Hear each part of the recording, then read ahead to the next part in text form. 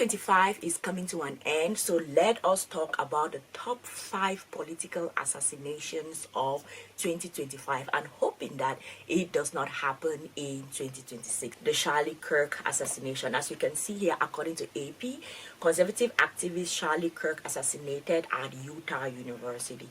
This happened sometime during the year and it made waves everywhere around the world because of how popular he was and some of the very controversial things that he had said throughout his life. And as I was reading about it, researching about this, also following up throughout that period, ever since he was killed, right through the controversy that has sort of come up online about the circumstances following this assassination, how he was assassinated, what happened, what are the behind the scenes information, because we have this entire plot that Candace Owens has built online about the possible scenarios on how he was killed, information about what is going on at TPUSA, and all of the background things that may have happened. And most recently, I think Candace has not done her show throughout the entire last week, but what she was getting at was that this was actually a political assassination. Yes, it was a political assassination, but I think her research was getting to the point that showed some kind of a connection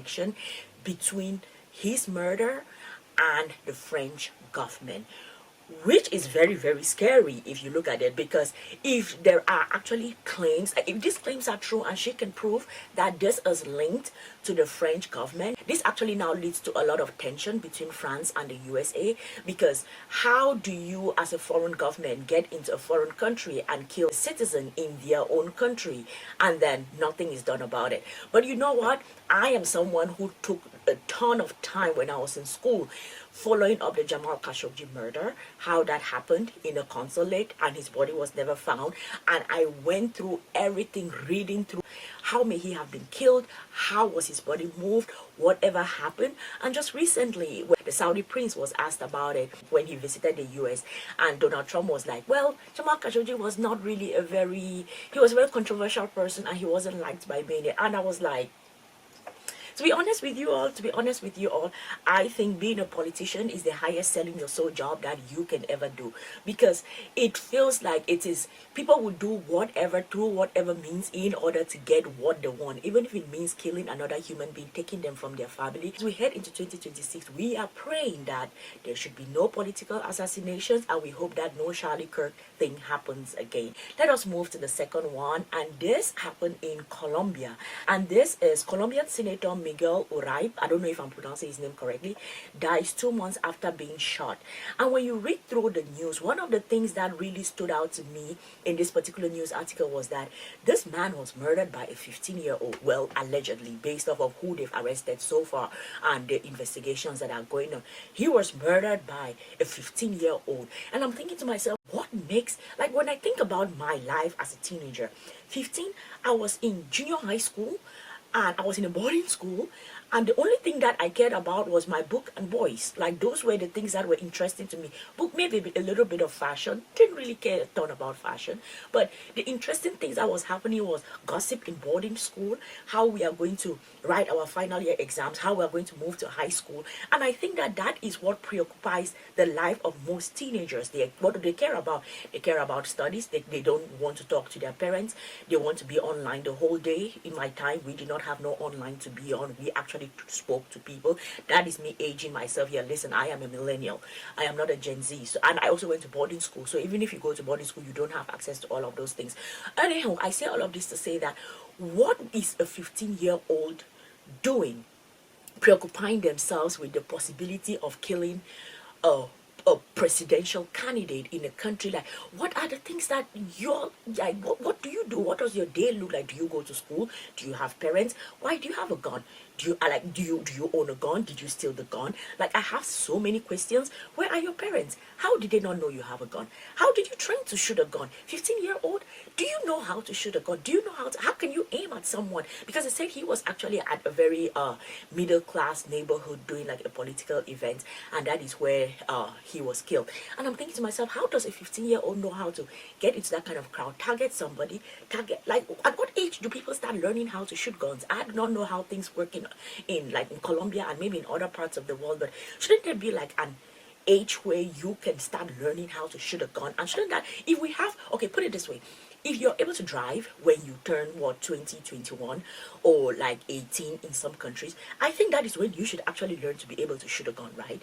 So 15-year-old killing a presidential candidate, mind-blowing. We are heading into 2026, and I hope that that does not happen at all. Let us move to the next one, and this is we're going back to the US here. The political assassination of Minnesota lawmaker killed in politically motivated shooting, authorities search for suspect. I was reading through this news article and just going through the background research of how she was killed, and it was actually her and her husband that were killed. She died on the spot, but her husband was taken to the hospital, and her husband died in the hospital.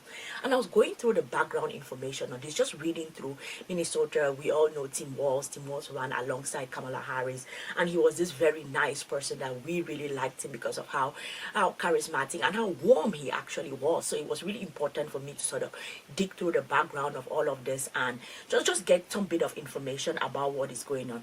And one of the things that really stood out to me when people, because they said that the person that assassinated is maybe in custody or suspected of assassinating, he was like a 57-year-old guy who was like a security person and everything. And I want to read to you all something that I think stood out to me when I was reading it. All right. And this is actually his message to his kids. And he says that I'm going to be gone for a while, may be dead shortly. So I just want to let you know I love you guys both, and I wish it hadn't gone this way. I'm sorry for all the trouble this has caused. And I don't know what happens or what breaking point gets to someone's brain that the person says that, all right, I have 2 kids, and rather than me focusing on trying to take care of my 2 kids and do whatever it is that I have to do in order to get through life, I am going to go kill a lawmaker. Because what I always wonder is, okay, fine, you killed the lawmaker, what do you achieve? Let's say you had a goal, because you talk about him trying to start some kind of a firm and whatever was going on with that. But the thing is, killing the lawmaker is not going to achieve the goal. So what is your ultimate goal when you choose to adopt violence rather than trying to sort of solve your problem? Even if you have tried other ways, because what he says here is that I wish it hadn't gone this way, which means that this is like last resort. Like, I resorted to this because there was no other way to go about it. Like, there are 1,000 ways that you can go about something. And maybe you're trying to open up a company and things are not working out. Probably you can pivot to something else. You can do something else. Like, what I'm trying to say is that when you resort to political violence and you kill the person or whoever that person is, my question to you is, how is that going to solve the problem? What is that going to do? Like, it doesn't help you, right? And it's not like it's going to help the next generation of people. Like, oh, now I'm sending a message like to next lawmakers, like, if you do not approve people's businesses, you are going to be killed. Like, it feels like such a futile thing for people to get into or to get up to when they try to solve problems, because what is really that going to do? And I know that we have had a lot of back and forth, for example, with the political assassination. Not the political assassination, because he was not a politician, but the head of the medic company that was killed, was killed by Luigi Mangione. I think that's how the name is pronounced. And many people went back and forth about how health companies, how they exploit people and everything, and how corrupt it is and whatever. My question is, what does that solve? Are you able to, is it going to make a reform in the entire pharmaceutical industry for people to sort of provide whatever services? Because to me, the goal is that if you're going to do something, then let it be able to solve a problem. If it's not able to solve a problem, it is futile. You practically lost your life, or maybe lost your freedom, took someone else's life, and in this case, she was killed alongside her husband. You practically took this kid's parents, and it does not get to solve anything. So most of the time, I always wonder about these things, and each time I read this, I'm like, oh Lord, okay, not again. So I hope that in 2026 we do not. I'm praying, hoping that it doesn't happen, but who knows? If anyone is seeing this video, share it to people. Ask before you pick up a gun and try to go eliminate someone's life. Stop and ask yourself, what is this going to solve? Is this going to solve my problem? And if it's not going to solve your problem, do not go ahead to take no one's life, because that is not going to do anything for you. Now let us go to the fourth one. This is a blast at Taliban-linked Pakistani seminary. Kills 6 people, injures 20. And when I was reading through this article, the first thing that stood out to me was, oh my goodness, A seminary. I actually grew up in a little town where they actually had a seminary. The seminary was a place where it trained priests, but in this case, I think it trains religious Muslim people. And when I was growing up in the seminary, like that place was considered one of the safest places because it had the seminary. We're training, like the bishop used to come there, the priests were trained there because all of them came in as young boys, trained, and they all graduated as priests, right?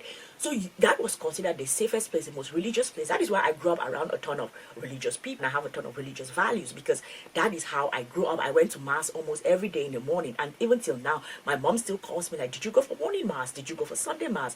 And when I don't go, she's like, "Oh my goodness, that is not how you were brought up, right?" So there is this whole thing about how you're brought up and how you turn out. So the reason why this was very interesting to me was in a seminary. I grew up around a seminary, and it was the safest place ever. Like, who thinks about committing political violence in a seminary?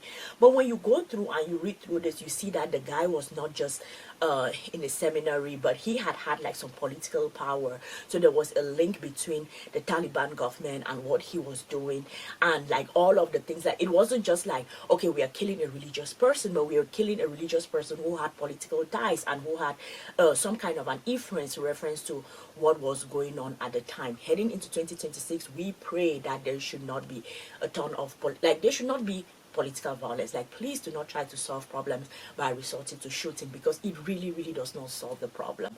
Okay, now let us go to the last one. And the last one is this is actually from the Hindu. It says Hamas says head of its government in Gaza killed in Israeli strike. And this is the news article about this Hamas person that was killed. One of the things that stood out to me when I was going through this, and just thinking about, thank God, oh my goodness, did you all hear like this, they've gotten to some kind of peace agreement between Israel and Hamas. Like thank God, like hope, like this. Those are to me. Those are one of the wins that we are celebrating this year. But when I was reading through this, when this happened, I'm going through everything, I was thinking to myself, you want us to get to a form of peace in Gaza, right? And when you are taking out the leaders, the people, because it says here, head of government in Gaza. So when you're taking out the head of government, like the Israeli are killing the head of government, who do you expect to negotiate with? Or is it because you feel like, okay, this person, I don't want to negotiate with this person, so I'm going to kill the person so I don't have to negotiate with the person? It feels like people who do not want peace. Because if you want peace, why will you kill the people who are meant to negotiate for the peace? Or is it that there are people who you want peace, those people do not want peace, so you choose to kill them? Anywho, I think that this was such a waste for this to happen.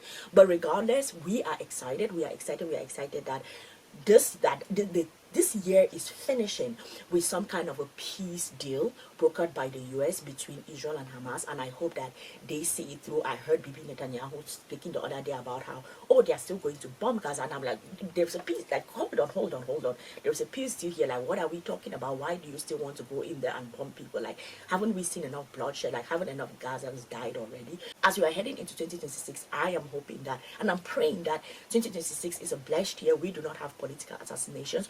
Y'all let me know in the comment section. These are the top 5 ones from my perspective that actually made news around the world.